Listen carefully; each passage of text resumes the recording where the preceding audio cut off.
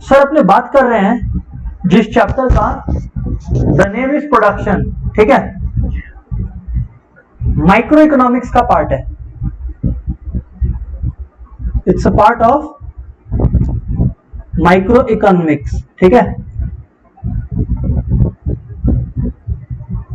Sir बातचीत start करिए, ठीक है। सबसे पहले दोस्त, इसमें अपने लोग को कुछ कंसेप्ट्स हैं या क्या टॉपिक्स कवर करना है वो हम आप लोग को हाईलाइट कर देता है। बताइए सर। सर सबसे पहला टॉपिक या सबसे पहला पॉइंट जो अपने कवर करेंगे वो है कि व्हाट इज प्रोडक्शन और what is a production function, ठीक है ना। प्रोडक्शन फंक्शन, ठीक है।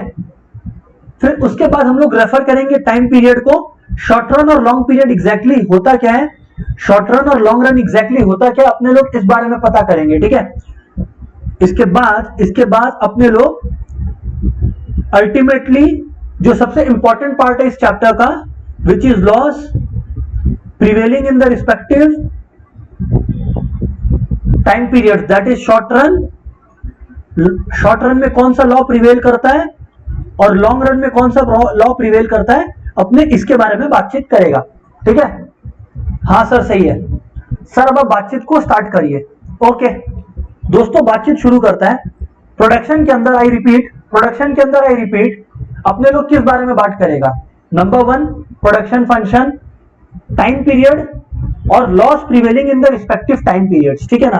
कौन सा लॉस क्या है वो आप लोग को पता चल जाएगा, ठीक है। हाँ सर। सर इकोनॉमिक्स में ध्यान से सुनिएगा, सर इकोनॉमिक्स में हमेशा एक मेजर ऑब्जेक्टिव रहता है और वो क्या मालूम है, टू मैक्सिमाइज। क्या? To maximize. इकोनॉमिक्स का अल्टीमेट ऑब्जेक्टिव 2 बेसिस पर टिका हुआ है। पहला मैक्सिमाइज आउटपुट, और ये जो आउटपुट आप मैक्सिमाइज कर रहे हो या प्रोड्यूस कर रहे हो, इसको प्रोड्यूस करने के लिए रिसोर्सेज यूज होगा, बराबर। इस रिसोर्सेज का ऑप्टिमल यूटिलाइजेशन, ऑप्टिमम मतलब मिनिमम वेस्टेज। अरे वो होता है ना, ऑप्टिमम यूटिलाइजेशन का एक एग्जांपल दें आप लोग को। हाँ सर दो ना। वो जो अपने लोग के घर पे टूथपेस्ट होता है ना, तो जब तक अपने लोग पूरा उसको तोड़ के एकदम लास्ट जेल जो उसमें रह जाता है, जब तक अपने लोग नहीं निकाल के यूज कर ले, तब तक अपने लोग उस टूथपेस्ट को फेंकता नहीं है ना। सर आप ऐसा करता होगा, हाँ हम तो ऐसा करता है। तो दैट इज ऑप्टिमम यूटिलाइजेशन, ठीक है ना। और इकोनॉमिक्स अपने को यही सिखाता है, टू बी वेरी ऑनेस्ट, ठीक है। हाँ सर। प्रोडक्शन फंक्शन क्या है वो बताइए सर। डेफिनेशन आता है 1 से 2 नंबर का, इसीलिए बता रहा है, प्लीज ध्यान दीजिएगा, ठीक है। सर प्रोडक्शन फंक्शन बोलता है कि कितना मैक्सिमम, फिर से कितना maximum quantity of a commodity आप प्रोड्यूस कर सकते हो with the given inputs. Obviously output generate करने के लिए इनपुट या रॉ मटेरियल चाहिए, ठीक है, मशीनरी चाहिए। तो जो मशीनरी या इनपुट जो भी दिया हुआ आपको, उसको यूज करके आप कितना मैक्सिमम आउटपुट जनरेट कर पाते हो, दैट रिलेशन को स्टडी करना is production function. What is production function? It shows the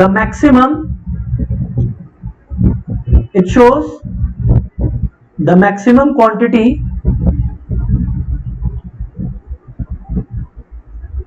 that can be produced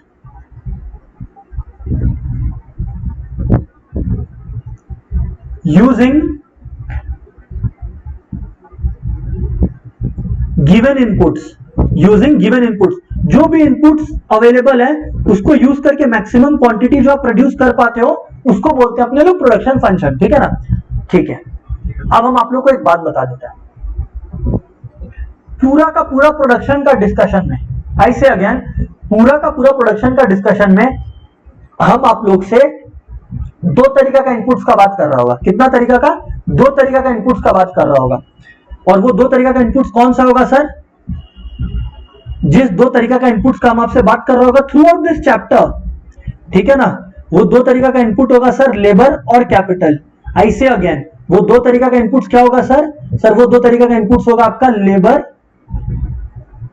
और कैपिटल। इसका एक रीजन रहेगा, कैपिटल का मतलब मशीन, कैपिटल का मतलब मशीन है ना, मशीन। लेबर और कैपिटल या मशीन को अपने के से रिप्रेजेंट करेगा, ठीक है ना? हाँ सर।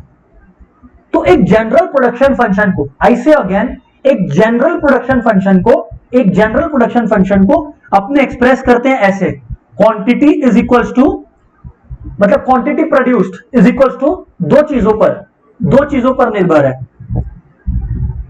एक एफ मतलब फंक्शन, फंक्शन का मतलब इनडायरेक्टली ये बोलना कि भैया क्वांटिटी किसके किसके ऊपर निर्भर है। एक एल यानी कि लेबर पर निर्भर है और दूसरा के यानी कि कैपिटल पर निर्भर है।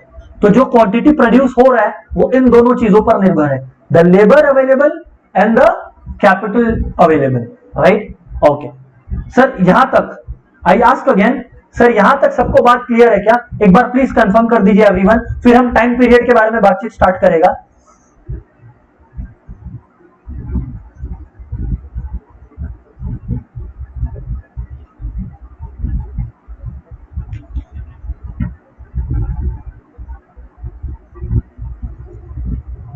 Please confirm everyone.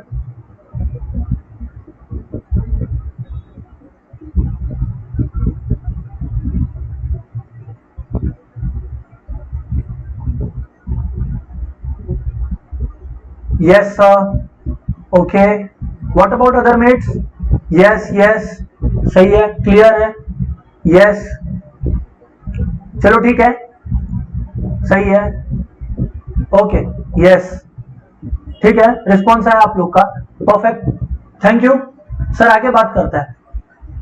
अब सर याद रखना, इस प्रोडक्शन फंक्शन के चैप्टर में मित्रों, इस प्रोडक्शन फंक्शन के चैप्टर में मित्रों, जब हम आप लोग से बात टाइम पीरियड का कर रहा होगा ना, जब हम आप लोग से बात टाइम पीरियड का कर रहा होगा ना, तो हम आपसे दो तरीका का टाइम पीरियड का बात कर रहा होगा, ठीक है ना? दो तरीका का टाइम पीरियड का बात कर रहा होगा। सर बताओ कौन कौन सा टाइम पीरियड का आप बात कर रहा होगा मित्रों? Short run and long run. क्या? तो short run and long run, ठीक है? तो हम ये दो टाइम पीरियड्स को रेफर कर रहा होगा बार बार। सर क्या दोनों के बीच में कोई फर्क है क्या? हाँ सर फर्क है, बताइए सर क्या फर्क है, ठीक है? तो सर शॉर्ट रन एक ऐसा टाइम पीरियड है, it refers to a time period जहां पर प्रोडक्शन तो हो रहा है, बट प्रोडक्शन करने के लिए कुछ इनपुट्स फिक्स्ड रहेंगे। फिक्स्ड रहेंगे का मतलब कि उनको आप उतने छोटे से टाइम पीरियड में उनका क्वांटिटी को आप इंक्रीज करके प्रोडक्शन को ज्यादा बढ़ा नहीं सकते, ठीक है? और कुछ इनपुट्स वेरिएबल रहेंगे, some inputs are going to be variable. मतलब सर एक एग्जांपल दो तब आपको हम समझाता है, ठीक है ना? तब हम लोग को समझ में आएगा, ठीक है? मान लो आपका चिप्स का बिजनेस है। किसका बिजनेस? चिप्स का बिजनेस, ठीक है? आप लोगों को बोला गया, लेट्स से आप लोगों के पास ऑर्डर था 1000 पैकेट चिप्स बनाने का, ठीक है?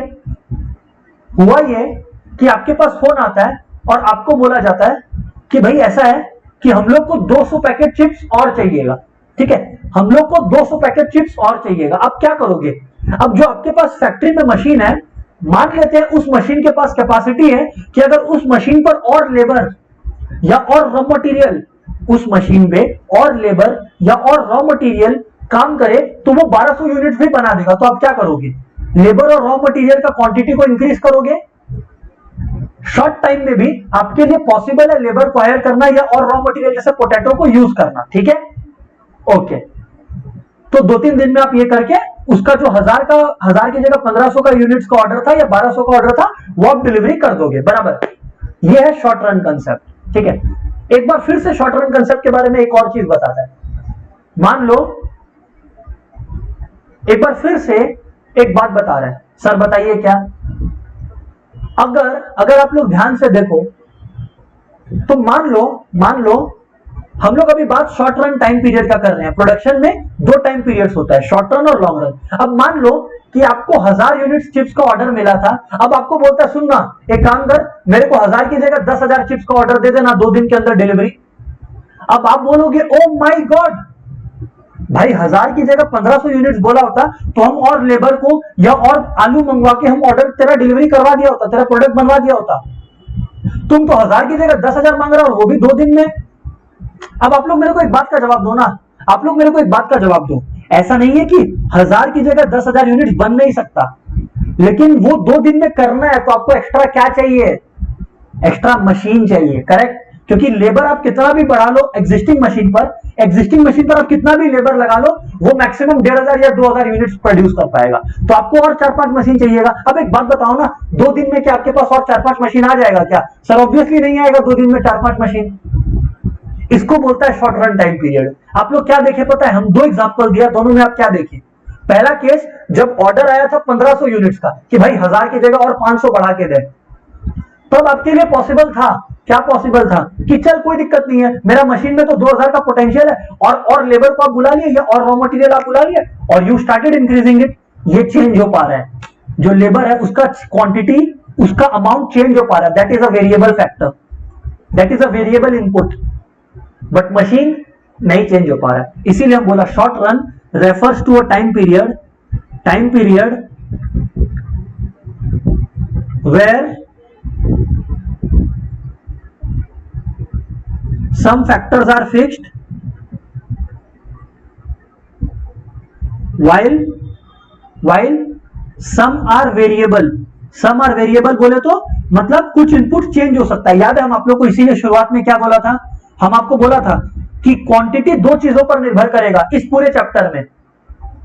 ऑब्वियसली कोई भी क्वांटिटी बनाने के लिए इनपुट्स का दरकार है। हम बोला था अपने लोग 2 इनपुट्स का बात करेगा, एल बोले तो लेबर और के बोले तो कैपिटल। अब यहां पर अपने लोग क्या समझे? यहां पर समझे कि some are fixed while some are variable. Sir जो फिक्स्ड है उसको क्या बोलते हैं? कैपिटल। अपने अज्यूम करते हैं मशीनरी या capital is fixed, while variable क्या है? लेबर। मतलब लेबर का क्वांटिटी आप बढ़ा सकते हो in short time period as well. ठीक है ना? ठीक है सर, ओके। अब अपने बात करता है लॉन्ग रन का। सर लॉन्ग रन एक ऐसा टाइम पीरियड होता है, ये इतना समय है जहां all the factors are variable. फिर से बोलिए, time period where all factors are variable. Sir माने where all factors are variable. Sir आपने की बोलते चांद, where all factors are variable. Sir आप बोलना क्या चाहते हैं? हम बोलना ये चाहता है कि मान लो ये जो आपको 1000 चिप्स का ऑर्डर मिला था और फिर आपको बोला कि नहीं सुन एक काम कर, 1000 की जगह 10,000 बना, आपको 2 दिन का समय मिला था, तो वो शॉर्ट रन का परेशानी था। मान लो आपको 1 साल का समय मिला या 2 साल का समय मिला 1000 का 10,000 बनाने का। अब मेरे को सबको जवाब दो आप लोग कि प्रोडक्शन पॉसिबल है कि नहीं पॉसिबल है। अब हम लोग 10,000 प्रोड्यूस कर पाएगा कि नहीं कर पाएगा? यस और नो। हम लोग क्वांटिटी बढ़ा पाएगा ऑफ मशीन? यस और नो। मशीन का क्वांटिटी भी बढ़ा सकता है इफ नीडेड, और रॉ मटेरियल यानी कि वेरिएबल या लेबर का भी क्वांटिटी बढ़ा सकता है इफ नीडेड। वेरिएबल फैक्टर तो लेबर है ना, उसका क्वांटिटी भी बढ़ा सकता है और मशीन को भी 1-2 साल में हम लोग इंक्रीज कर सकता है। तो every factor is variable in the long run. सब कोई क्लियर है क्या यहां तक टाइम पीरियड वाला कंसेप्ट तक? प्लीज टेल मी यस और नो एवरीवन। यस, अच्छा, what about other mates? Come on.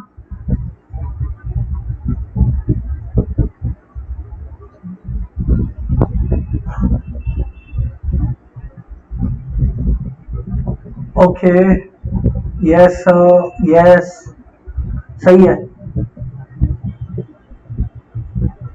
सही है, ठीक है।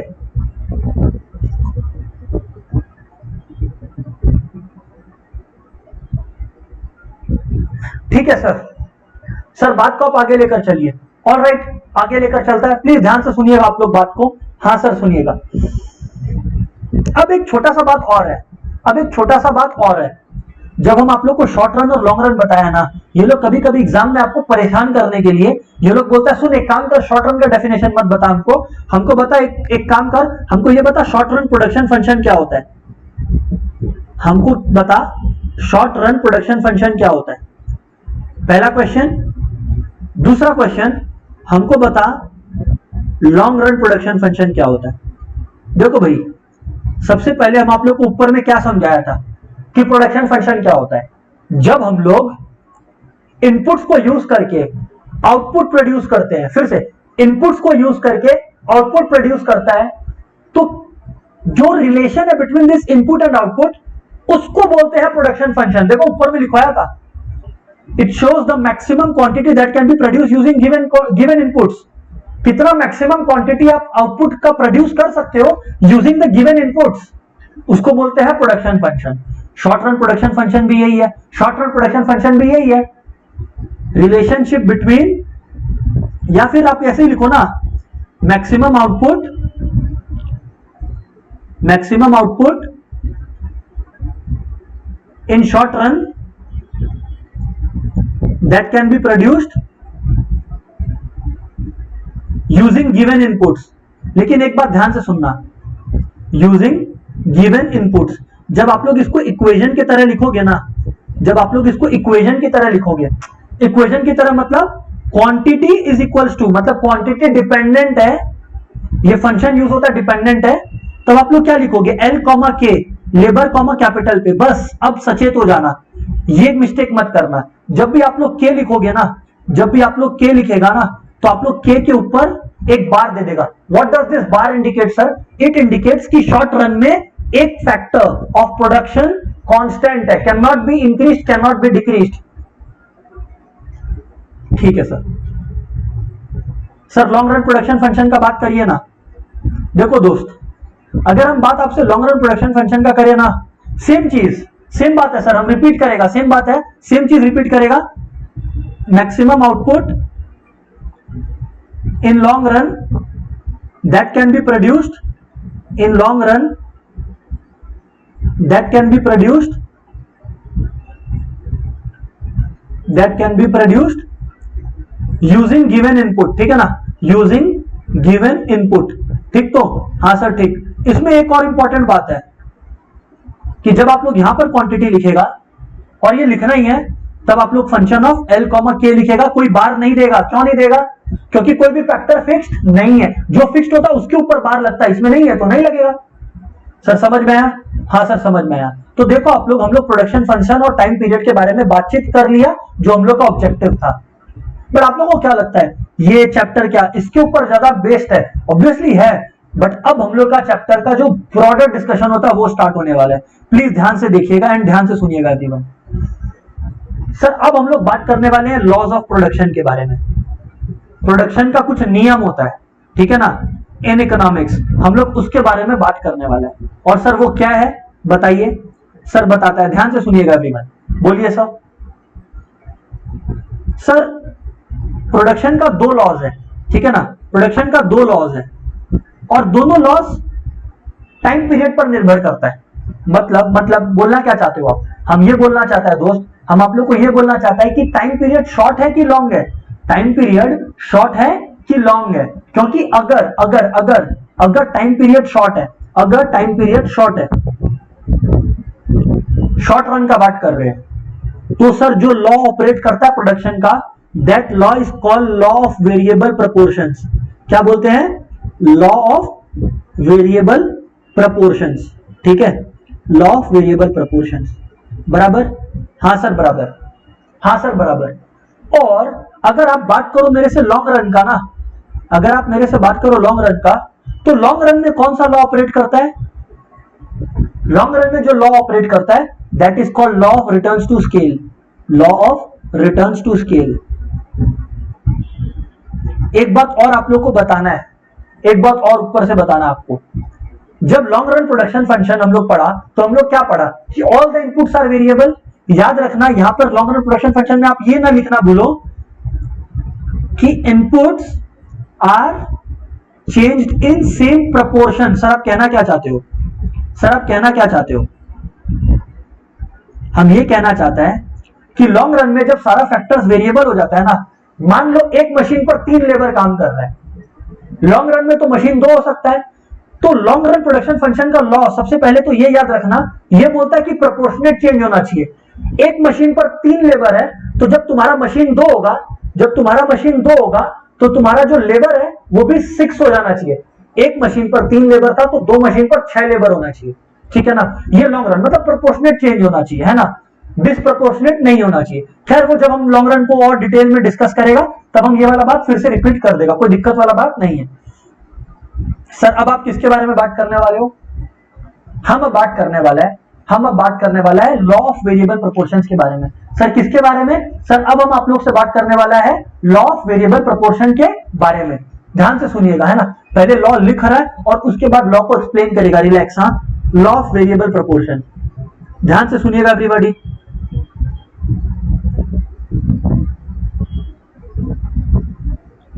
लॉ ऑफ वेरिएबल मतलब हम लोग बात अब शॉर्ट रन का कर रहा है, तो कोई मेरे से लॉन्ग रन रिलेटेड क्वेश्चन नहीं पूछेगा यहां पर। हम लोग अभी बात शॉर्ट रन का कर रहा है, ठीक है? तो हाँ सर ठीक है। लॉ ऑफ वेरिएबल प्रोपोर्शन ये क्या बोलता है? लॉ ऑफ वेरिएबल प्रोपोर्शन बोलता क्या है सर? ध्यान से सुनिएगा, लॉ ऑफ वेरिएबल प्रोपोर्शन बोलता क्या है सर, ये बताइए हम लोग को। सब लॉ ऑफ प्रोपोर्शन ये बोलता है, पहले हम लिख देता है और उसके बाद आप लोग को एक्सप्लेन करेगा हर टर्म को। ध्यान से सुनिएगा। It states that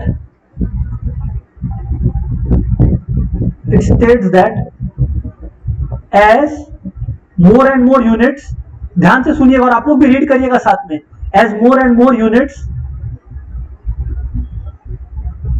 of a variable factor, क्योंकि एक फैक्टर वेरिएबल है, of a variable factor are applied to a given quantity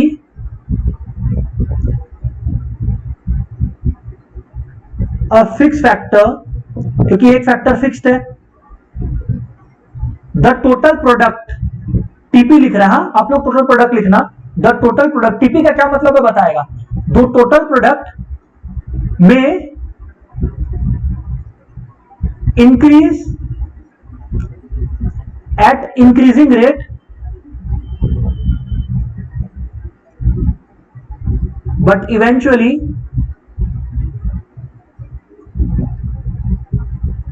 it will rise at a decreasing rate या at a diminishing rate. Decreasing ना use करें, decreasing और diminishing economics में अलग होता है, इंग्लिश लिटरेचर में सेम होता होगा, इकोनॉमिक्स में अलग होता है, इकोनॉमिक्स में अलग होता है, ठीक है ना। अब सर आप पूरा बात हम लोग को समझाइए। हम बोला ठीक है समझाता है, हम बोला ठीक है समझाता है। देखो ध्यान से सुनो, ध्यान से सुनना। हाँ सर बोलिए, सर बोलिए। हम एक चार्ट, एक टेबल बना रहे हैं, ऑलराइट? हाँ सर बनाइए, ध्यान से सुनना, बोलिए सर। एक टेबल है नंबर ऑफ वर्कर्स का, वर्कर्स मेरा वेरिएबल फैक्टर है।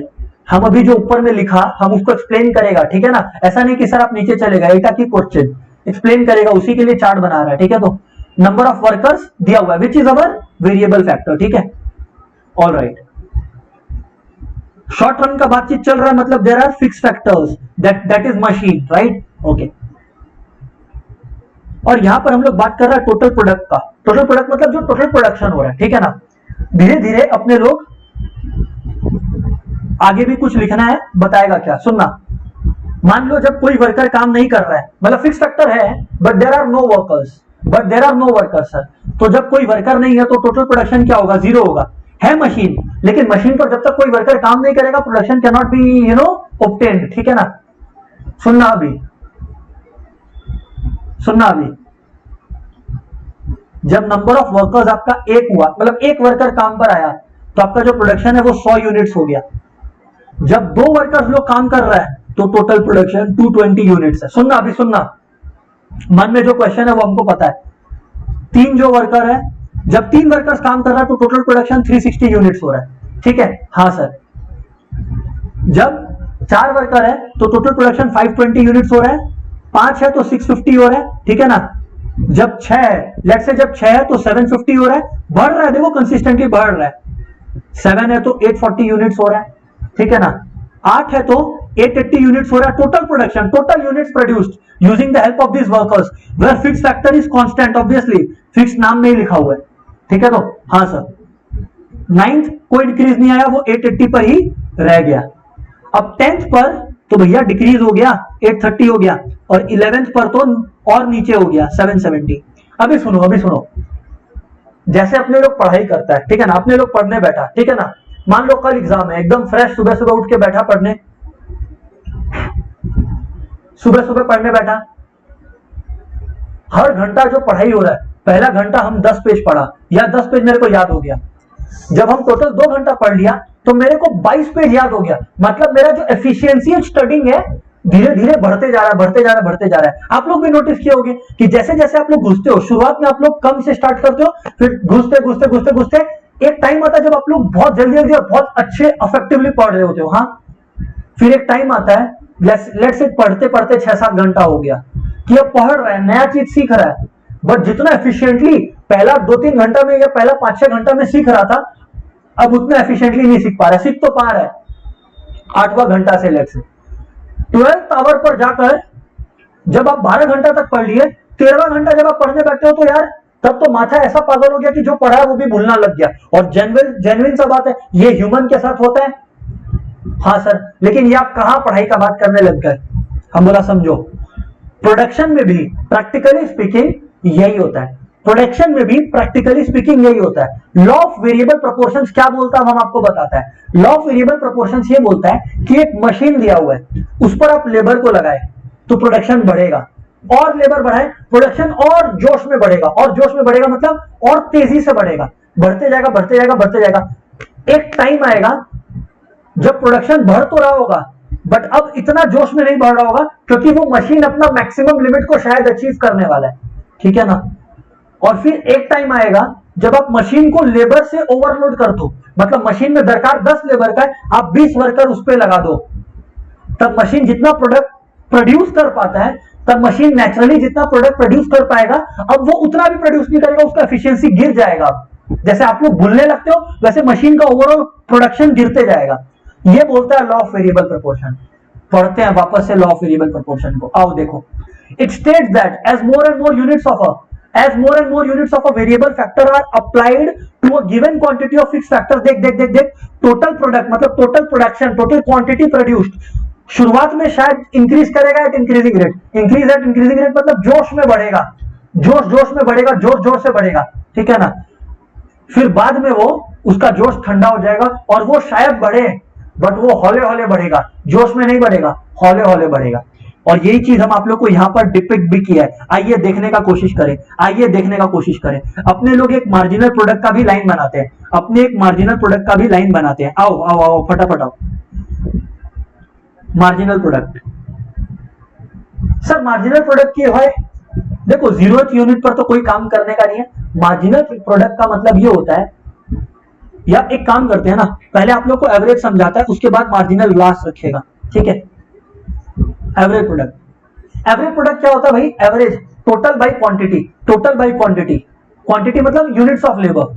तो देखो अभी सुनना, टोटल प्रोडक्ट कितना प्रोड्यूस हुआ 100 और कितना वर्कर यूज हुआ 1, तो 100/1 एवरेज प्रोडक्ट हो गया 100, ठीक है ना। 220/2 110। एवरेज निकालना है सर, एवरेज तो टोटल बाई टोटल होता है, इसमें तो कोई बहुत बड़ा रॉकेट साइंस नहीं है। नहीं सर ठीक बोलते हो। 750/6 का तो है सर 125 होता है। 840/7 120, 880/8 110, 880/9 कितना होता है सर? 97 पॉइंट समथिंग होता है, 7 लिख ले रहा, 83 और ये हो गया 70, ठीक है। 70 नहीं 77 सर, 77, ठीक है सर। अभी सुनना, ये तो एवरेज प्रोडक्ट था, एवरेज प्रोडक्ट निकालना सबको आ गया। हाँ सर, हम अभी एक बात आप लोग को नोटिस करवाएगा। अभी अब मार्जिनल प्रोडक्ट लिख रहा है, ध्यान से नोटिस करना है ना। जब भी मार्जिनल प्रोडक्ट का कैलकुलेशन करेगा तब तुम किसको देखेगा? टोटल प्रोडक्ट को देखेगा। किसको देखेगा? टोटल प्रोडक्ट को देखेगा। मार्जिनल प्रोडक्ट का मतलब क्या होता है? मार्जिनल प्रोडक्ट का मतलब होता है कि एवरी टाइम, सुनना, एवरी टाइम तुम लेबर को 1 यूनिट से बढ़ाया, सुनो, एवरी टाइम तुम लेबर को 1 यूनिट से बढ़ाया, 1 यूनिट से, तब तुम्हारा टोटल प्रोडक्शन कितना यूनिट से बदला? समझ में आया? That is called marginal product, है ना। Change in total product due to 1 additional unit of labour या due to 1 additional unit of variable factor. Labour is the variable factor of course. तो देखो जब 0 था तो 0, जब आप लेबर 1 यूनिट से बढ़ाया तो टोटल प्रोडक्ट 100 यूनिट से बढ़ा। सर बराबर बात, सर बराबर बात। सुनो, जब आप प्रोडक्शन को 1 यूनिट से और बढ़ाया तो अब प्रोडक्शन कितना से बढ़ा? सर देखो ना, पहले 220 था, मतलब पहले 100 था, अब 220 है, तो 120 से बढ़ा, ठीक है। पहले 220 था, अब 360 है, 140 से बढ़ा, ठीक है सर। पहले 360 था, 520 है, 160 से बढ़ा, अब 650 हो गया, पहले 520 था। अब देखो हौले हौले बढ़ रहा है, बढ़ अभी भी रहा है, देखो देखो देखो देखो, प्रोडक्शन अभी भी बढ़ रहा है, बट अब हौले हौले बढ़ रहा है। पहले देखो 100, फिर 120, फिर 140, 160, जोश में बढ़ रहा था। अभी देखो जोश वो कम होते जा रहा है ना। 750 माइनस 650 100, 840 माइनस 750 90, 40, 0। अब बोल रहा है अब तो हम और नहीं बढ़ सकता। अब मशीन बोल रहा है क्या, हमसे ना हो पाएगा। अब मशीन बोल रहा है हमसे ना हो पाएगा, लेकिन हम लोग बोला नहीं, तेरे को और करना पड़ेगा। लो अब मशीन क्या करेगा, अपना ओवरऑल प्रोडक्शन को गिरा देगा। 830 माइनस 880 माइनस 50, नेगेटिव, ठीक है ना, नेगेटिव। और 770 माइनस 830 माइनस 60, ठीक है, माइनस 60। ये है लॉ ऑफ वेरिएबल प्रोपोर्शन कि टोटल प्रोपोर्शन पहले इंक्रीज हो रहा है इंक्रीजिंग रेट पर, फिर इंक्रीज हो रहा है decreasing rate, and eventually falls, and eventually falls, and eventually falls. In fact यहां पर आप लोग लिख भी लो, and will rise at diminishing rate and eventually becomes negative, and eventually becomes negative. ये भी लिख लो, कोई दिक्कत वाला बात नहीं है सर, कोई दिक्कत वाला बात नहीं है सर, ठीक है। अभी लॉ ऑफ वेरिएबल प्रोपोर्शन को ना दो चीज पता होना चाहिए, 3 स्टेजेस और उसका डायग्राम। फिर से बोलो, 3 स्टेजेस और उसका डायग्राम बताएगा। मेरे को खाली एक बार ये कंफर्मेशन दो कि यहां तक आप लोग को सब समझ में आ गया। पहले ये कंफर्मेशन दे, तब हम आगे बात करेगा।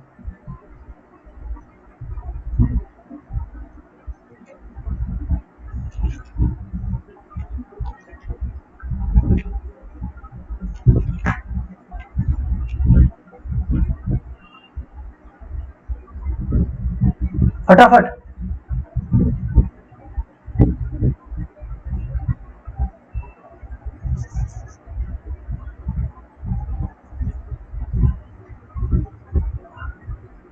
Yes good. What about other mates, come on, सबको रिस्पॉन्ड करें। क्लियर, अच्छा, बाकी सब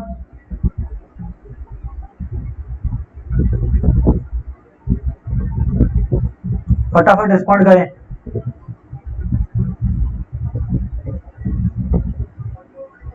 yes sir, okay.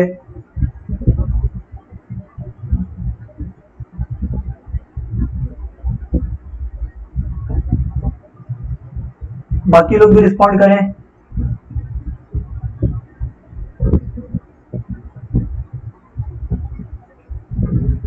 Yes sir, clear, yes sir, okay, clear, ठीक है, ठीक है, ठीक है सर। सर बातचीत आगे बढ़ाता है, सर बातचीत आगे बढ़ाता है, ठीक है ना। हाँ सर, 3 स्टेजेस है सर, ठीक है ना सर, 3 स्टेजेस है, ध्यान से सुनिएगा। 3 स्टेजेस है लॉ ऑफ वेरिएबल प्रोपोर्शन का। हम तीनों स्टेजेस का डायग्राम और इस चार्ट में वो 3 स्टेजेस कैसे कैटेगराइज्ड है वो बताएगा। पहले आप लोग बात को सुनते चले, ठीक है ना। हाँ सर, सर सुनिएगा, सर सुनिएगा, बोलिए सर।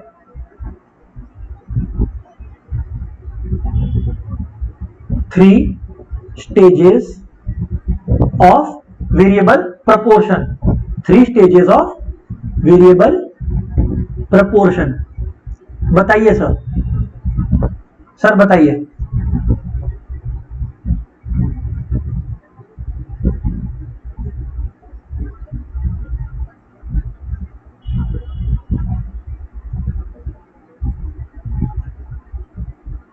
ठीक है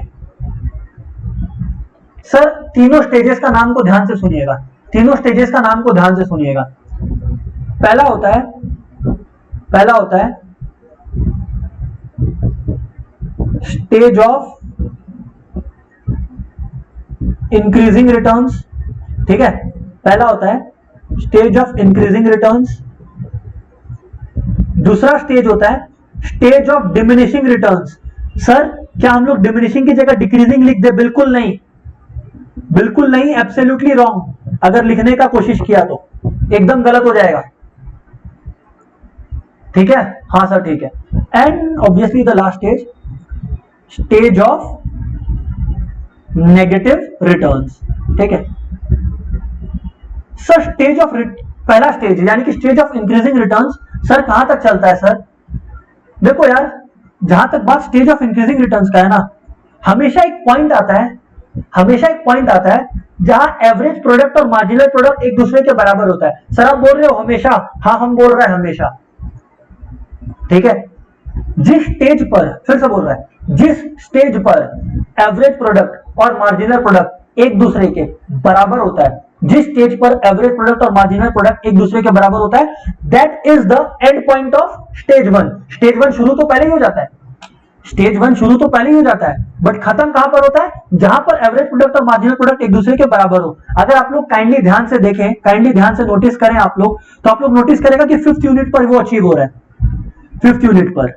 हाँ sir, so that's why it's called stage one, that's why it is called what? Stage one, ठीक है ना, ठीक है। आगे बोलो सर आप। जहां पे स्टेज वन खत्म हुआ उसके बाद से स्टेज टू शुरू हो जाता है, और कहां खत्म होता है? टोटल प्रोडक्ट का गिरने के पहले, या हम एक और तरीके से बोले तो मार्जिनल प्रोडक्ट के नेगेटिव होने से पहले। मार्जिनल प्रोडक्ट नेगेटिव होता है उसके पहले स्टेज टू खत्म। अच्छा सर ऐसा बात है? हाँ सर, ये है स्टेज टू। और ऑब्वियसली थर्ड स्टेज का नाम ही स्टेज ऑफ नेगेटिव रिटर्न्स है, तो उसको ट्रेस करना कोई बहुत बड़ा रॉकेट साइंस थोड़ी है। नहीं सर नहीं है, this is stage three, this is stage three, जहां पर मार्जिनल प्रोडक्ट नेगेटिव हो गया, ठीक है। हाँ सर ठीक है, सर ठीक है। तो आप लोगों को कैसे पहचानना है कि भैया आप किस स्टेज पर ऑपरेट कर रहे हो, या आपको एग्जाम में कौन सा स्टेज दिया हुआ है? सर बात ऐसा है, सर बात ऐसा है कि ये देखो 130 130, ठीक है ना, ये दोनों बराबर है एक दूसरे से। ये स्टेज वन का एंडिंग मार्क करता है, ऑब्वियसली स्टेज वन शुरू में ही शुरू हो जाता है, मतलब पहले से शुरू हो जाता है। उसके बाद स्टेज टू खत्म कहां होता है? नेगेटिव होने के पहले ही। और स्टेज थ्री ऑब्वियसली जो नेगेटिव कंपोनेंट है वो स्टेज थ्री कैप्चर करता है, ठीक है सर, सर ठीक है, ठीक है।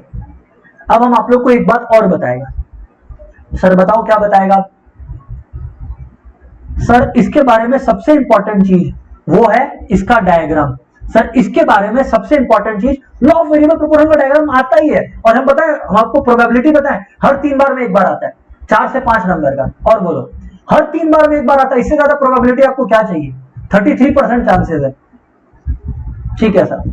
सर डायग्राम को ध्यान से देखिएगा कैसे बनता है, और फिर डायग्राम का एक्सप्लेनेशन, और डायग्राम में तीनों स्टेजेस को इंडिकेट करना सब जरूरी है। ध्यान से देखें आप लोग। सबसे पहले शुरू कैसे करते हैं, है ना? बनाया, ठीक है, थोड़ा सा साइड में बनाता है, 1 मिनट रुको। हाँ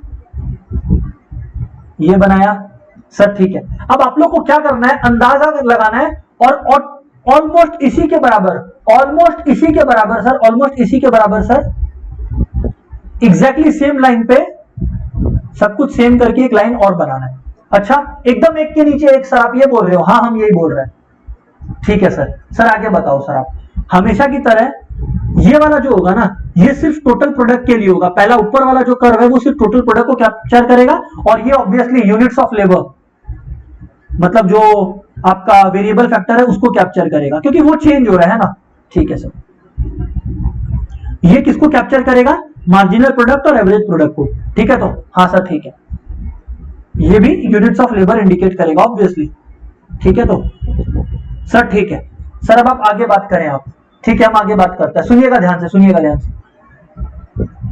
आप लोग को ना एक एस बनाना आना चाहिए। क्या एस? अरे सर बचपन में सीख गया था एस बनाना, तो बस वो एस बना दो सर। ये क्या किया आप? हम एस बनाया, फिर से बना के दिखाओ सर आप, फिर से बना के दिखाओ आप सर। ये देखो बन गया एस, हाँ सर बन गया। लेकिन सर ये जो आप एस बनाए, इसके पीछे क्या कोई लॉजिक है? इसके पीछे क्या कोई लॉजिक है? हाँ लॉजिक है, लॉजिक है, लॉजिक समझाता है। सुनो सुनो सुनो, लॉजिक ये है कि टोटल प्रोडक्ट, सुनो सुनो सुनो, ये टोटल प्रोडक्ट है। टोटल प्रोडक्ट शुरुआत में इंक्रीज कर रहा था जोश में, किसमें? जोश में, उस जोश को दिखाने के लिए ये यहां पर देखो, ये कैसे इस तरह से जा रहा है, अंदर की तरफ टिल्टेड है, देखो, हाँ दिख रहा है सर। इसको बोलते हैं total product increasing at an increasing rate, बराबर, हाँ सर बराबर। फिर टोटल प्रोडक्ट इंक्रीज तो करता है बट हौले हौले करता है, कैसे, हौले हौले। तो हौले हौले इंक्रीज को दिखाने के लिए देखो increasing at a diminishing rate, ये देखो देखो देखो देखो देखो, तरीका बदल गया मेरा, है ना। एंड ऑब्वियसली एक पॉइंट रिसीव करने के बाद टोटल प्रोडक्ट गिरने लगता है, वो ये यहां पर कैप्चर हो गया। सर आप सही बोलते हो, सर आप सही बोलते हो, ठीक है ना। हमेशा टीपी को आप पहले बनाओगे, क्यों, क्योंकि टीपी पर निर्भर करता है, सुनो सुनो सुनो, टीपी पर निर्भर करता है आपका क्या सर, टीपी पर निर्भर करता है हमारा बाकी एमपी और एपी का बनना, बाकी हमारा एमपी और एपी का बनना। सर ऐसा बात है, हाँ सर ऐसा बात है, हाँ सर ऐसा बात है, ठीक है सर। अभी सुनिएगा, अभी सुनिएगा, एक कंसेप्ट होता है जिसको बोलता है पॉइंट ऑफ इन्फ्लेक्शन। सर क्या बोलता है, पॉइंट ऑफ इन्फ्लेक्शन बोलता है दोस्त। सर ये पॉइंट ऑफ इन्फ्लेक्शन क्या होता है, पॉइंट ऑफ इन्फ्लेक्शन का मतलब एक पॉइंट होता है, एक पॉइंट होता है हमेशा जहां पर increasing at an increasing rate से increasing at a decreasing rate में ट्रांजिशन होता है। मूवमेंट देखो, increasing at an increasing rate से increasing at a decreasing rate पे ट्रांजिशन हो रहा है। आप लोग को दिख रहा है इस पॉइंट पर हो रहा है ये ट्रांजिशन, देखो देखो देखो, हम ब्लू से इंडिकेट करें, हाँ सर ये देखो इस पॉइंट पर ये ट्रांजिशन दिख रहा है आप लोग को, ब्लू से इंडिकेट किया है, हाँ सर दिख रहा है। इस ऐसा पॉइंट को बोलते हैं पॉइंट ऑफ इन्फ्लेक्शन। अगर आप लोग यहां पर देखना चाहो जो मेरा डायग्राम था, तो इस पर भी आप लोग को देख पाओगे। सर क्या देख पाएगा कि increasing at an increasing rate से increasing at a decreasing rate यहां पर हुआ, यहां पर हुआ, देखो चेक करो चेक करो, हाँ सर हुआ। पहले जोश में बढ़ रहा था, फिर अचानक से देखो धमाक करके चेंज हुआ, 160 से 130, है ना, दिन बदल गए, जज्बात बदल गए, वो है ना, हाँ सर वही वाला चीज हो गया। Increasing at an increasing rate से increasing at a diminishing rate पे हो गया। तो सर सर सर इस पॉइंट को जहां पर ये चेंज आता है, इसको अपने लोग बोलते हैं पॉइंट ऑफ इन्फ्लेक्शन, और इसी पॉइंट ऑफ इन्फ्लेक्शन को हम यहां पर इंडिकेट किया, चेक कर लो, ठीक है। सर अब और बताओ आप, सर बात ऐसा है, सर बात ऐसा है कि एक और चीज नोटिस करिए, पॉइंट ऑफ इन्फ्लेक्शन पर, पॉइंट ऑफ इन्फ्लेक्शन पर सुनिएगा, ये जो पॉइंट ऑफ इन्फ्लेक्शन है ना, ये जो यहां पर ये जो पॉइंट ऑफ इन्फ्लेक्शन है ना, यहां पर एमपी अपना, सुनना ध्यान से, यहां पर ना एमपी, इसके पहले भी इनफैक्ट हमको इंडिकेट कर देना चाहिए, इसके पहले ही आपको इंडिकेट कर देना चाहिए। ये 160 जो है, क्योंकि 160 के बियॉन्ड चेंज हुआ ना, तो जिसके बियॉन्ड चेंज होता है वहां पर रुक के अपने पॉइंट ऑफ इन्फ्लेक्शन बोलते हैं उसको। तो ये जो 160 है ना, ये पॉइंट ऑफ इन्फ्लेक्शन है, हाँ सर है। एक और बात, एक और बात, आप लोग एक और चीज नोटिस करना, पॉइंट ऑफ इन्फ्लेक्शन का एक पहचान बताए। सर कैसे पहचाने point of inflection, point of inflection पर एमपी मार्जिनल प्रोडक्ट अपना मैक्सिमम अचीव करता है, 160 मैक्सिमम है, 160 मैक्सिमम है, चेक कर लो, हाँ सर चेक कर पा रहा है, हाँ सर चेक कर पा रहा है, वही तो बोल रहा है, पॉइंट ऑफ इन्फ्लेक्शन पर मार्जिनल प्रोडक्ट अपना मैक्सिमम अचीव करता है। ओके, तो अब आप लोग सुनो, डायग्राम का हिंट मिला आप लोग को? नहीं सर नहीं मिला, ध्यान से देखो। अगर आप लोग इसको एकदम स्ट्रेट लाइन की तरह ड्रॉप करो, डॉटेड, डॉटेड ये इंडिकेट करने के लिए कि टीचर को समझ में आए कि चलो आप एक लॉजिक फॉलो किए बनाने के लिए। तो देखो मार्जिनल प्रोडक्ट कहां पे होगा मैक्सिमम, यहां पर ही जहां पर पॉइंट ऑफ इन्फ्लेक्शन है। तो देखो मार्जिनल प्रोडक्ट को उठाया और मैक्सिमम कर दिया, मैक्सिमम कर दिया, समझ में आया? उसके बाद क्या होता है, उसके बाद क्या होता है, आप लोग एक चीज देखो, अभी हम मार्जिनल प्रोडक्ट के पीछे लगा हुआ है तो मार्जिनल प्रोडक्ट को एक्सप्लेन करेगा, अभी हम मार्जिनल प्रोडक्ट के पीछे लगा हुआ तो मार्जिनल प्रोडक्ट को एक्सप्लेन करेगा। अब देखो जब टीपी अपना मैक्सिमम अचीव कर लेता है, मतलब टोटल प्रोडक्ट उससे ज्यादा नहीं बढ़ सकता, चेक करो, तब मार्जिनल प्रोडक्ट जीरो हो जाता है। चेक करो चेक करो चेक करो, सर कहां पे, ये देखो टीपी अपना मैक्सिमम हो गया 880, मतलब 9 यूनिट्स पर, तो मार्जिनल प्रोडक्ट क्या हो गया, जीरो हो गया, हुआ ना? हाँ सर। तो जब मार्जिनल प्रोडक्ट जीरो होगा तो वो किसको टच करेगा, वो एक्स एक्सिस को टच करेगा। सर सही कहते हो, सर सही कहते हो, तो इसको ऐसे नीचे टानो। सर एग्जाम में भी ये डॉटेड लाइंस इंडिकेट करना है, क्या करना पड़ेगा, नो एस्केप फ्रॉम दिस, ठीक है? हाँ सर ठीक है। तो देखो मार्जिनल प्रोडक्ट यहां पर आके डायरेक्टली यहां पर टच किया एक्सिस को, मतलब जीरो, और उसके बाद मार्जिनल प्रोडक्ट नेगेटिव हो जाता है, और जो कि मेरा डायग्राम भी कैप्चर कर पा रहा है, जो कि मेरा डायग्राम भी कैप्चर कर रहा है, नेगेटिव हो गया। ये हो गया मार्जिनल प्रोडक्ट का डायग्राम।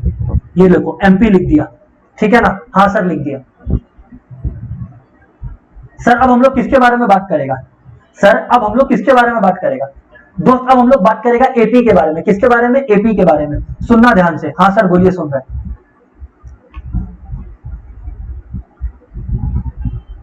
एपी का आप लोग बिहेवियर चेक करें, इंक्रीज करता है फिर रिड्यूस करता है, इंक्रीज करता है पर डिक्रीज करता है फिर डिक्रीज करता है, बट एक जगह पर वो मार्जिनल प्रोडक्ट के आगे बराबर होता है, और जिस पॉइंट पर वो मार्जिनल प्रोडक्ट से भिड़ता है उस पॉइंट पर चेक करो एपी भी अपना मैक्सिमम अचीव करता है, क्योंकि एपी का मैक्सिमम 130 है। हाँ सर सही बोलते हो, देख लो चेक कर लो, ये एपी वाला कर्व है, ये सेकंड वाला कर्व एपी वाला है, और एपी यहां पर अपना मैक्सिमम अचीव कर रहा है, किधर पे, इधर पे, है ना। हाँ सर ये देखो यहां पर एपी अपना मैक्सिमम अचीव कर रहा है दो जगह 130, है दो जगह 130, है दो जगह 130, बट आप लोग चेक करो कि जहां पर वो एमपी के इक्वल है वो पॉइंट पे वो अपना उसका मैक्सिमम आप मार्क करोगे, ठीक है। हाँ सर, तो एपी को मार्क कर, और एक सेकंड एक और चीज नोटिस करना, एपी अपना मैक्सिमम एमपी के बाद अचीव करता है, क्योंकि देखो एमपी अपना मैक्सिमम कहां अचीव कर लिया, एमपी अपना मैक्सिमम यहां पे अचीव कर लिया 160 पर, एपी अपना मैक्सिमम कहां अचीव करेगा, यहां पर अचीव करेगा, मतलब एमपी के बाद एपी अपना मैक्सिमम एमपी के बाद अचीव करता है, बराबर। हाँ सर बराबर, इसका मतलब समझे, इसका मतलब ये कि जब हम इसका प्लॉटिंग करेगा तो हम यहां पर इसको मैक्सिमम किया, यहां पर हम इसको मैक्सिमम किया, और फिर इसको ग्रेजुअली रिड्यूस कर देगा, इसको फिर ग्रेजुअली हम गिरा देगा, क्योंकि ये फॉल हो जाता है। देखो ना, देखो चेक करो, देखो ना, एपी अपना मैक्सिमम अचीव करने के बाद गिरने लगता है, देखो ना, अपना मैक्सिमम अचीव करने के बाद गिरने लगा। हाँ सर सही बोलते हो आप, 130 125 होने लग गया, सर सही बोलते हो आप, ठीक है। एपी को आप जीरो क्यों नहीं किए या नेगेटिव क्यों नहीं किए, क्योंकि AP can not B AP can not be zero और नेगेटिव, क्यों, एपी क्या होता है, टोटल प्रोडक्ट बाय क्वांटिटी। अरे भाई एपी को जीरो करने के लिए टोटल प्रोडक्ट का जीरो होना जरूरी है, total product can never be zero, so AP can never be zero, ठीक है। तो हाँ सर यहां पर लिख देता है ये बात, यहां पर ये बात लिख देता है, ठीक है। तो TP can not be zero, sorry TP can never be zero, ये गिव रीजंस में आ सकता है। So AP can not be zero, so AP can't be zero. Okay sir, sir अब आप आगे बात करो। अब हम आप लोग को बताता है हम लोग को करना क्या है। सुनो, ये एपी था ना, ये एपी लिख दो, लिख दिया सर। अब अपने को क्या करना है, 3 स्टेजेस मार्क करना है। सुनना, 3 stages of law of variable proportion, ठीक है ना। अगर तुम 3 स्टेजेस को ठीक से ध्यान नहीं रखा तो वो तुम्हारा लाइफ का 3 मिस्टेक्स हो जाएगा, समझ रहे हैं ना। फिर लिखेगा तुम भी 3 मिस्टेक्स ऑफ माई लाइफ। इसीलिए याद रखना कि 3 स्टेजेस को कैसे पहचानना है, ठीक से याद रखे, ठीक है। सबसे पहला स्टेज 1 तो पहले से ही शुरू हो जाता है, और खत्म कहां पे होता है, स्टेज 1 खत्म होता है वहां पर जहां पर एमपी और एपी एक दूसरे से हाथ मिलाता है, मतलब एक दूसरे के बराबर होता है। ओह, तो यानी कि स्टेज वन यहां खत्म हो रहा है सर, ये देखो ये ब्लैक डॉट दिया, हाँ सर ये है स्टेज 1, ये है स्टेज 1 का एंडिंग। तो सर स्टेज 1 का एंडिंग को आप कैसे दिखाओगे, रेड पेन से दिखाता है, मतलब आप लोग तो आपके पास जो पेन होगा वो यूज करोगे, हम यहाँ पे रेड पेन से इंडिकेट कर रहे हैं। यहां तक स्टेज 1 है, यहां तक स्टेज 1 है, लिख भी देता है, चाप मत लो, लिख भी देता है स्टेज 1 बराबर। हाँ सर बराबर। सर स्टेज 2 कहां पे होता है, स्टेज 2 वहां पर होता है खत्म जहां पर टोटल प्रोडक्ट अपना मैक्सिमम होता है या एमपी जीरो हो जाता है, क्योंकि जहां पे टोटल प्रोडक्ट मैक्सिमम होता है वहीं पर एमपी जीरो होता है। सर वो कहां पर हो रहा है, अरे यार क्लियरली दिख रहा है आप लोग को इस लाइन पर जो ग्रीन वाला है, हाँ सर यहां पर। तो ये है स्टेज 2, ये है स्टेज 2, ओह, और स्टेज 2 के बियॉन्ड तो नेगेटिव है, तो स्टेज 3 है वो। अच्छा सर ऐसे मार्क भी करना होगा, हाँ करना पड़ेगा, कौन मना किया, करना ही पड़ेगा, in fact a compulsion, in fact this is a compulsion. समझ रहा है, हाँ सर समझ रहा है। कुछ बातें जो आप लोग को कंफ्यूजन क्रिएट कर सकती है वो हम एक बार फिर से बता रहे हैं। Question number 1, point of inflection कौन सा पॉइंट होता है, question number point of inflection कौन सा पॉइंट होता है, जहां पर मार्जिनल प्रोडक्ट मैक्सिमम होता है, जहां पर मार्जिनल प्रोडक्ट मैक्सिमम होता है, विच इज जैसे यहां पर 160 पर, तो वो हो गया point of inflection. Question number 1 का आंसर दे दिया, ठीक है। क्वेश्चन नंबर 2, एपी कहां पे मैक्सिमम होता है, ठीक है ना, एपी वहां पे मैक्सिमम होता है जहां पे वो एमपी के बराबर होता है, very good. Question number 3, stage 1 कहां पे खत्म होता है, वहीं पर जहां पर एपी और एमपी एक दूसरे के बराबर होता है। तो देखो याद रखने का तरीका सिंपल है, जहां पर एपी मैक्सिमम हुआ और जहां पे स्टेज 1 खत्म हुआ दोनों सेम है, जहां पर दोनों बराबर है। हाँ सर बिल्कुल सही। फिर स्टेज 2 बहुत इजी है कि जहां पर एमपी 0 होता है या टीपी अपना मैक्सिमम अचीव करता है। स्टेज 3 जहां पर नेगेटिव रिटर्न्स ऑपरेट करता है। ठीक है। हाँ सर ये बात तो ठीक है। हाँ सर ये बात तो ठीक है। हाँ सर ये बात तो ठीक है सर। ठीक है सर, तीनों स्टेजेस, पहला क्वेश्चन मेरा, तीनों स्टेजेस समझ में आया क्या?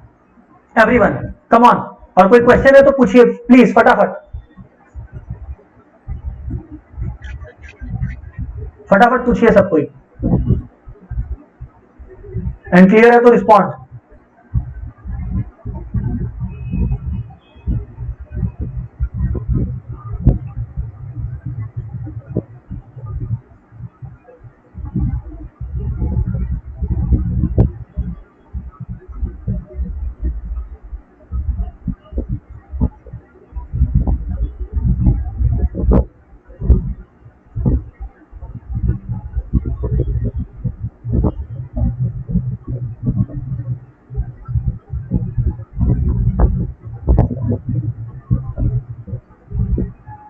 यस क्लियर है।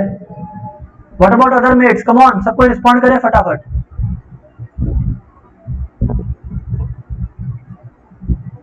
क्लियर है, सही है, सब रिस्पॉन्ड करिए फटाफट।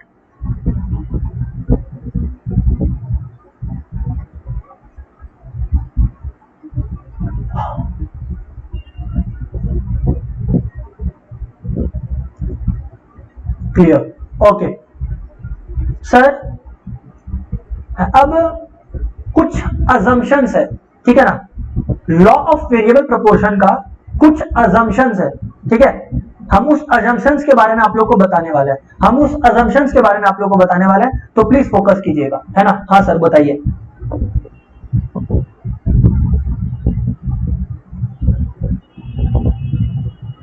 assumptions of law of variable proportions, ठीक है। हाँ सर ठीक है, बताइए साहब। पहला assumption तो ये है कि जो टेक्नोलॉजी है दुनिया में, ये अज्यूम करो कि वो फिक्स्ड है, मतलब new technology is not coming in. Sir पता है क्यों? क्योंकि मान लो कि अगर एक नया टेक्नोलॉजी आ जाता है तो मेरा प्रोडक्शन तो फिर और जोरों शोरों से बढ़ेगा, तब तो हम लॉ ऑफ वेरिएबल प्रोपोर्शन को स्टडी नहीं कर पाएगा ना, क्योंकि टोटल प्रोडक्ट फिर इंक्रीज होते जाएगा। हर बार नया टेक्नोलॉजी आएगा फिर टोटल प्रोडक्ट इंक्रीज होगा। हमको तो एक एग्जिस्टिंग मॉडल को स्टडी करने के लिए उसमें कुछ स्टेबिलिटी लाना पड़ेगा ना, तो हम अज्यूम कर रहे हैं कि कोई भी नया टेक्नोलॉजी को हम लोग हाथ नहीं लगाएगा। तो पहला असम्पशन है state of technology is given and remains unchanged. State of technology is given मतलब constant, state of technology is given का मतलब कांस्टेंट, ठीक है, ठीक है। सर बात नंबर 2, सर बात number 2, some inputs are fixed. Law of variable proportion को स्टडी करने के लिए ऑब्वियसली ये अपने को लेना होगा कि कुछ इनपुट्स फिक्स्ड है व्हाइल अदर्स आर वेरिएबल, कुछ इनपुट्स वेरिएबल है, ठीक है। हाँ सर ठीक है, और बोलिए सर। तीसरा बात कि all the variable units are homogeneous. Sir नहीं समझ में आया, all the variable units are homogeneous का मतलब क्या है सर? इसका मतलब जितने भी लेबर्स को आप अप्लाई कर रहे हो ना, या जितने भी लेबर्स को आप इंप्लॉय कर रहे हो टू प्रोड्यूस अ प्रोडक्ट, ऐसा माना जाएगा कि सब लेबर इक्वली एफिशिएंट है। वरना क्या होगा, कोई ज्यादा एफिशिएंट होगा तो ज्यादा प्रोडक्शन करेगा, कोई कम होगा तो कम करेगा, तो उससे फिर वापस से law of variable proportion disturb हो जाएगा। लॉ ऑफ वेरिएबल प्रोपोर्शन को प्रॉपर्ली स्टडी करना है तो ऐसा मान रहे हैं कि जो सारा लेबर्स है, सारा लेबर जो है वो लोग होमोजीनियस है, मतलब इक्वली गुड है, ठीक है ना, इक्वली एफिशिएंट है, ठीक है। ऑलराइट, तो सर ये थे कुछ असम्पशंस, ये थे सर कुछ असम्पशंस, ठीक है। अपने लोग नेक्स्ट डे दो चीज का आंसर करेंगे। सर क्या दो चीज का आंसर करेंगे? Number 1, which stage would a producer like to operate in, मतलब एक प्रोड्यूसर जो रैशनल है वो किस स्टेज पर ऑपरेट करना पसंद करेगा, ठीक है। अपने लोग नेक्स्ट क्लास में इसको कवर करेगा, इस क्वेश्चन का आंसर को। नंबर 2, अलग अलग स्टेजेस जो इंक्रीजिंग, डिमिनिशिंग या नेगेटिव है, उनके ऑपरेट करने के पीछे रीजन क्या है? कॉजेज ऑफ स्टेजेस, अलग अलग स्टेजेस का क्या कॉजेज है वो, एंड देन ऑब्वियसली अपने लोग लॉन्ग रन प्रोडक्शन फंक्शन का लॉ यानी कि laws of returns to scale पड़ेगा, ठीक है ना। माय डियर फ्रेंड्स, कोई क्वेश्चन है so please ask, if not bye bye everyone.